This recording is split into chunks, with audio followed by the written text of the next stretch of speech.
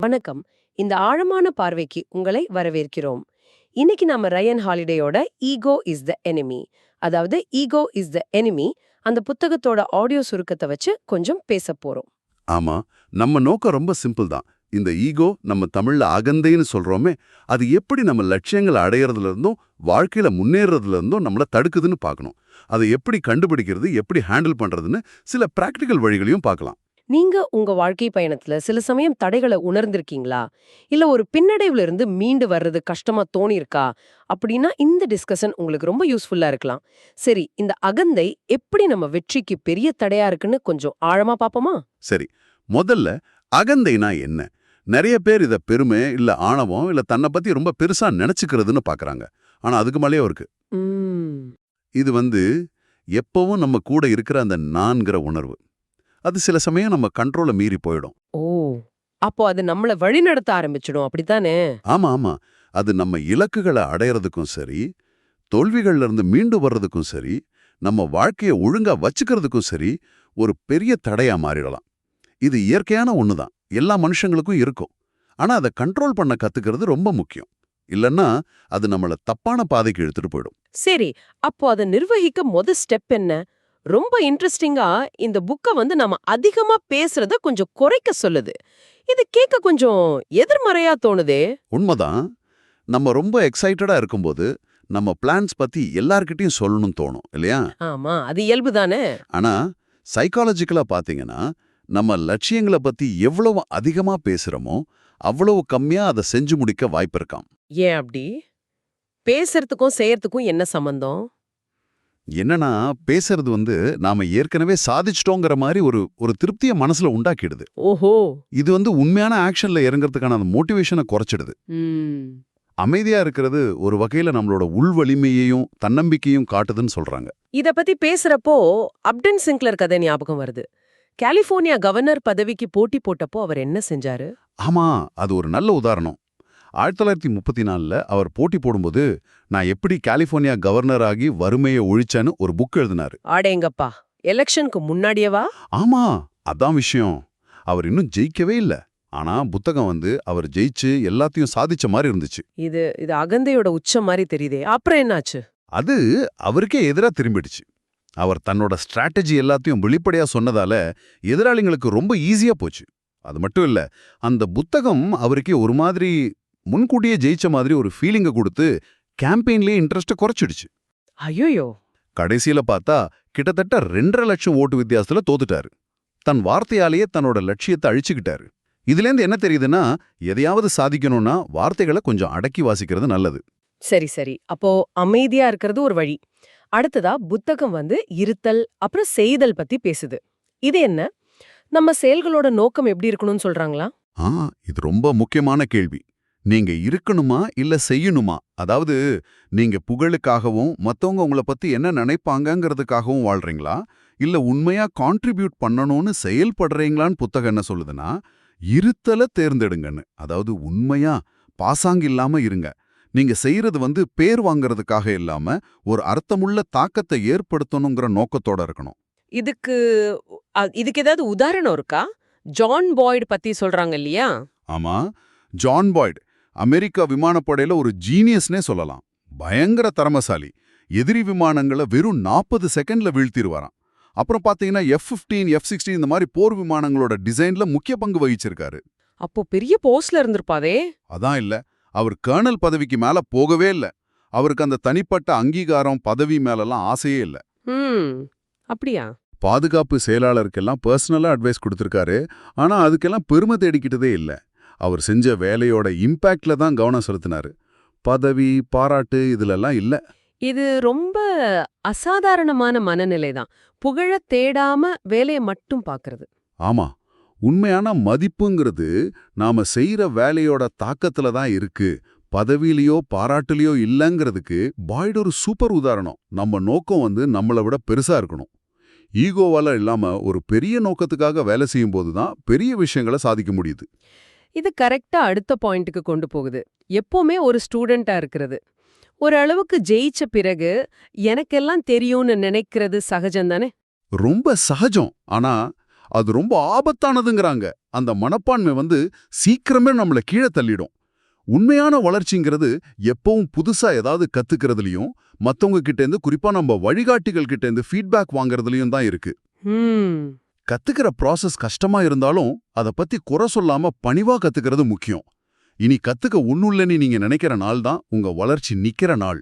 இந்த இடத்துல மெட்டாலிகா கிட்டாரிஸ்ட் கர்க் ஹேமிட் கதை கரெக்டா இருக்கும்னு நினைக்கிறேன். அவர் ஆல்ரெடி ரொம்ப ஃபேமஸ். கரெக்ட். அவரு 20 வயசுலயே மெட்டாலிகா மாதிரி ஒரு பெரிய பேண்ட்ல லீட் கிட்டாரிஸ்ட். ஆனா முதல் பெரிய ஷோக்கு அப்புறம் தனக்கு இன்னும் கத்துக்க நிறைய இருக்குன்னு உணர்றாரு. அதனால ஜோ சாட்ரியானின்னு ஒரு ஃபேமஸ் மியூசிக் டீச்சரை தேடி போறாரு. சாட்ரியானியோட ஸ்டைல் கம்ப்ளீட்டா வேற மாதிரி இருக்கும். ஆனாலும் ஹேமெட் வேணும்னே அவர்கிட்ட போறாரு, புதுசா கத்துக்கணும்னு. அப்போ இத அவரோட ஈகோவை ஓரங்கட்டுற மாதிரி தானே? நிச்சயமா. ஹேமெட் தனக்கு தெரியாத விஷயங்கள் இருக்குன்னு ஒத்துக்கிட்டாரு. சட்ரியானி சொன்ன வீக்னஸ் எல்லாம் ஏத்துக்கிட்டு 2 வருஷம் அவர்கிட்ட ட்ரைனிங் எடுத்தாரு. ஒவ்வொரு ஃபீட்பேக்கையும் ஏத்துக்கிட்டு தன்னை இம்ப்ரூவ் பண்ணிக்கிட்டாரு. அதனால தான் அவர் ஒரு சாதாரண செலிபிரிட்டியா இல்லாம ஒரு உண்மையான மியூசிக் லெஜெண்டா ஆனாரு. நிகழ்த்தும் போது குருவாயிரு, கத்துக்கும் போது சிஷ்யனாயிருன்னு சொல்றதுக்கு இது நல்ல உதாரணம். சரி, இந்த மாணவர் மனப்பான்மைக்கு எதிரானது தான் பெருமை. நான் மத்தவங்கள விட பெட்டர் அப்படிங்கிற எண்ணம் ஏன் அவ்வளவு ஆபத்தானது? ஏன்னா அது ஈகோவோட நேரடியான வெளிப்பாடு. கட்டுப்படுத்த முடியாத பெருமை நம்மள அழிச்சிடும். நாம ரொம்ப பெருமையா தலைநிமிர்ந்து நடக்கும்போது வாழ்க்கை எப்படியாவது நம்மள தட்டி கீழே கொண்டு வந்துடும்னு சொல்றாங்க. இதுக்கு பெஞ்சமின் பிராங்க்லின் கதை ஒன்னு இருக்கே. ஆமாமா.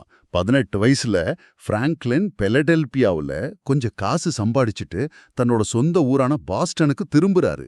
புது ட்ரெஸ்ஸு, கையில வாட்சுன்னு கொஞ்சம் ஷோக்கா பெருமையா சுத்திட்டு வர்றாரு. அப்போ காட்டன் மேதர்னு ஒரு பெரியவரை பார்க்கறாரு. பேசிட்டே நடந்து போகும்போது ஒரு தாழ்வான உத்தரம் வருது. மேதர் சொல்றாரு குனிஞ்சு போன்னு. ஆனா பிராங்க்லின் அந்த தற்பெருமையில அதை கவனிக்காம டப்புன்னு தலை இடிச்சுக்கிறாரு. ஐயோ பாவம். அப்புறம் அந்த பெரியவர் என்ன சொன்னாரு? மேதர் சொன்னாராம், உங்க தலை ரொம்ப உயர்ந்துருச்சு, அதனால அது அடிபட வேண்டியிருந்ததுன்னு. இந்த இன்சிடென்ட் பிராங்க்லினை ரொம்ப பாதிச்சது. தன்னோட ஈகோ தன்னை எப்படி ஆபத்துல மாட்டி விடும்னு அப்புறதான் உணர்ந்தாரு. பெருமை நம்மளை யதார்த்தத்திலிருந்து தள்ளி வைக்கும், பணிவு தான் நம்மள தரையில நிறுத்தும். சரி சரி, பெருமையை தவிர்க்கணும். அடுத்ததா புத்தகம் சொல்றது கற்பனை கதைகளை நம்பாதீங்கன்னு. குறிப்பா ஒரு புது முயற்சியை ஆரம்பிக்கும் போது நம்ம ஜெயிக்கிற மாதிரி கற்பனை பண்றது அது இயல்பு தானே. இதுல என்ன சிக்கல்? இது கொஞ்சம் ட்ரிக்கியான விஷயம். ஒரு புது வேலை இல்ல பிசினஸ் ஆரம்பிக்கும்போது எல்லாம் நல்லா நடக்கும், நாம பெரிய ஆளாயிடுவோன்னு கற்பனை பண்றது ஈஸி தான். ஆனா இந்த கற்பனை கதை இருக்கே, அது இன்னும் நடக்கவே இல்லைனாலும் நம்ம ஈகோவை வளர்த்து விட்டுடும். அது எப்படி பிரச்சனையாகும்? அது நம்மள முன்கூட்டியே பெருமைப்பட வச்சு ஒரு மாதிரி மெத்தனமா ஆக்கிடும். நான் எப்படியும் ஜெயிச்சிருவேன்னு தோணிட்டா நம்ம போடுற எஃபர்ட் குறையலாம், வேலையோட குவாலிட்டி கம்மியாகலாம். இதுக்கு கால்பந்து கோச் பில் வால்ஷ் அனுபவம் நல்ல உதாரணம்னு நினைக்கிறேன். ஆமா, பில் வால்ஷ் ரொம்ப மோசமா இருந்த சான் பிரான்சிஸ்கோ 49ers டீமை எடுத்து வெறும் 3 வருஷத்துல சூப்பர் பவுல் சாம்பியனா மாத்தினாரு. எப்படின்னா ரொம்ப சின்ன சின்ன டீடைல்ஸ்ல கூட கவனம் செலுத்தி டிசிப்ளின், பிராக்டிஸ் எல்லாத்துலயும் கராரா இருந்தாரு. ஆனா ஜெயிச்சப்புறம் என்னாச்சு? மீடியா எல்லாம் வால்ஷ புகழ்ந்து தள்ளிச்சு. ஆனா பிளேயர்ஸ் அந்த புகழ்ச்சியால ஓவர் கான்ஃபிடென்ட் ஆயிட்டாங்க. அவங்களோட தன்னம்பிக்கை மெத்தனமா மாறிடுச்சு. ஓ, அப்புறம் விளைவு அடுத்த சீசன்ல 22 மேட்ச்ல 12 தோத்துட்டாங்க. வால்ஷ் அந்த புகழ்ச்சியை கண்டுக்கவே இல்ல. ஆனா பிளேயர்ஸ் அந்த கற்பனை கதையில மாட்டிக்கிட்டாங்க. இதுதான் நாம சீக்கிரமே பெருமைப்பட ஆரம்பிச்சா நடக்கும். வேலையில கவனம் செலுத்துங்க, வெற்றி தானா பேசும். இது நேரா அடுத்த கேள்விக்கு போகுது. நமக்கு உண்மையிலேயே எது முக்கியம்? வாழ்க்கையில இத தெளிவா புரிஞ்சுக்கிறது ஏன் அவசியம்? இது ரொம்ப ரொம்ப முக்கியம். ஏன்னா பொதுவா மனுஷங்க நம்ம கிட்ட இருக்கிறத வச்சு திருப்தி அடையாம மத்தவங்க கிட்ட இருக்கிறத தேடி ஓடுறோம். எல்லார விட பெருசா இருக்கணும்னு நினைக்கிறோம். ஒருவேளை நமக்கு உண்மையிலே முக்கியமான ஒன்ன அடைஞ்சா கூட அப்புறம் அந்த ஈகோ உள்ள தேவையில்லாத விஷயங்களுக்கு சரி சொல்ல வைக்குது. அதாவது நம்மளோட உண்மையான பாதையிலிருந்து விலகி போறோம்னு சொல்றீங்களா? கரெக்ட். இந்த லட்சியங்கள்ல இருந்து திசை திருப்பி ஒரு மாய உலகத்துல சிக்க வைக்குது. அமெரிக்க உள்நாட்டு போருக்கு அப்புறம் யுலிசஸ் கிராண்டோட வாழ்க்கை இதுக்கு ஒரு சோகமான உதாரணம். அவரோ ஆர்மி ஜெனரல் அப்புறம் பிரசிடென்டா இருந்தவர் இல்லையா? ஆமா, போர்ல பெரிய ஜெனரல், அப்புறம் பிரசிடென்ட் ஆனாரு. ஆனா அவரோட பிரசிடென்சி கொஞ்சம் ஊழல் நிறைஞ்சதா சொல்லுவாங்க. பதவியை விட்டு போனதுக்கு அப்புறம் அவர் பணக்கார பிசினஸ்மேன் கூட போட்டி போடணும்னு ஆசைப்பட்டாரு.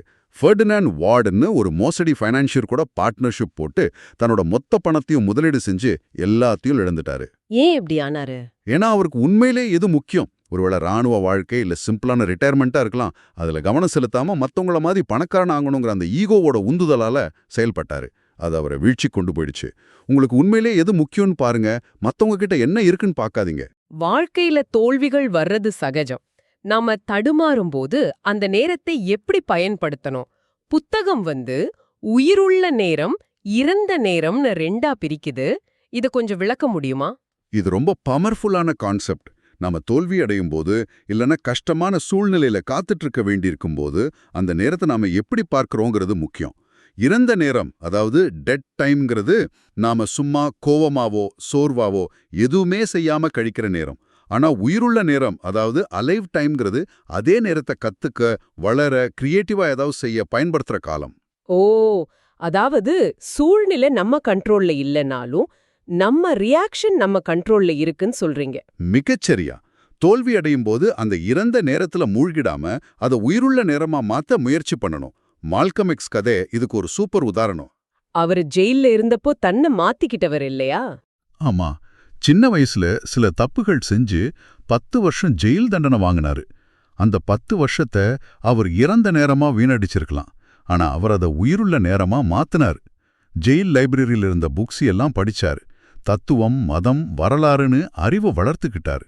ஜெயிலிருந்து வெளியே வரும்போது அவர் முற்றிலும் புது மனுஷனா ஒரு பெரிய தலைவரா உருவாகியிருந்தாரு. கஷ்டமான நேரத்துக்கூட வளர்ச்சிக்கு எப்படி பயன்படுத்தலாங்கிறதுக்கு இது ஒரு நல்ல சான்று.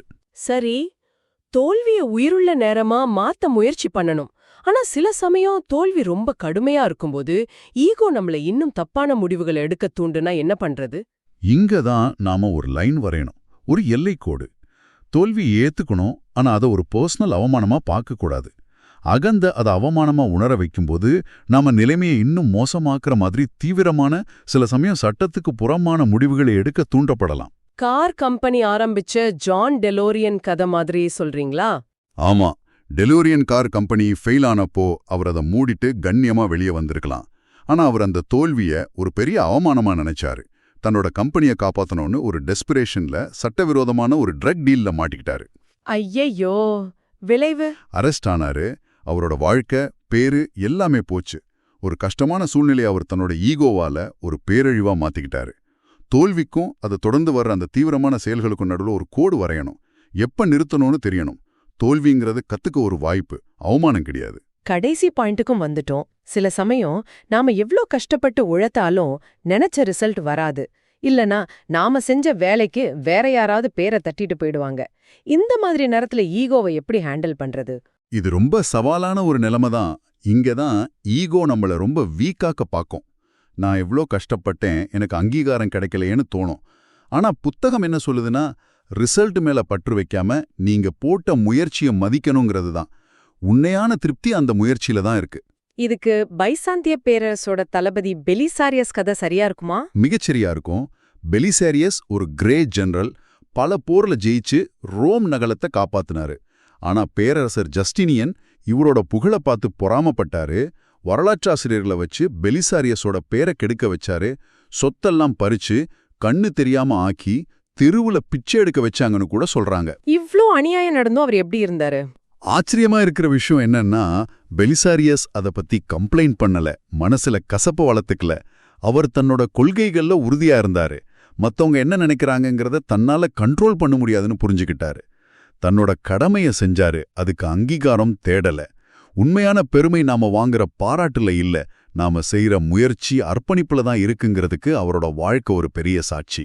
ஆக இவ்ளோ நேரம் பேசினதுல இருந்து நாம எடுத்துட்டு போக வேண்டிய முக்கியமான பாடங்கள் என்னன்னு ஒரு சின்ன ரீகேப் பண்ணலாமா? கண்டிப்பா.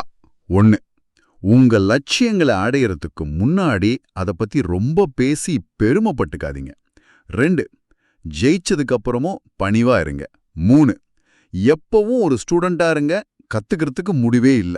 4. பெருமையையும் வெற்றி பத்தின கற்பனை கதைகளையும் அவாய்ட் பண்ணுங்க. 5. உங்களுக்கு உண்மையிலே எது முக்கியம்னு பார்த்து அதுல கவனம் செலுத்துங்க. 6. தோல்வி நேரத்தை உயிருள்ள நேரமா மாத்துங்க. 7. தோல்விய அவமானமா நினைக்காம ஒரு பாடமா ஏத்துக்கிட்டு தீவிர முடிவுகள் எடுக்காம ஒரு எல்லைக்கோடு வரைஞ்சுக்கோங்க. 8. கடைசியா ரிசல்ட்டை விட நீங்க போட்ட எஃபர்ட்டா மதிக்க கத்துக்கோங்க. ரொம்ப தெளிவா இருக்கு. அகந்தைய கட்டுப்படுத்துறது நம்ம பாதைய தெளிவாக்கி உண்மையான நிலையான வெற்றிக்கு வழிவகுக்கும்னு நல்லா புரியுது. சரி, நீங்க யோசிக்கிறதுக்காக ஒரு கடைசி கேள்வி. உங்க சொந்த வாழ்க்கையில ஈகோ எங்க, எப்போ ரொம்ப நுட்பமான வழிகள்ல தெரியுதுன்னு நினைக்கிறீங்க? அத நீங்க கண்டுபிடிச்சு அத சமாளிக்க என்ன செய்யலாம்? அடுத்த முறை சந்திக்கிற வரைக்கும் தொடர்ந்து கத்துக்கோங்க, தொடர்ந்து வளருங்க.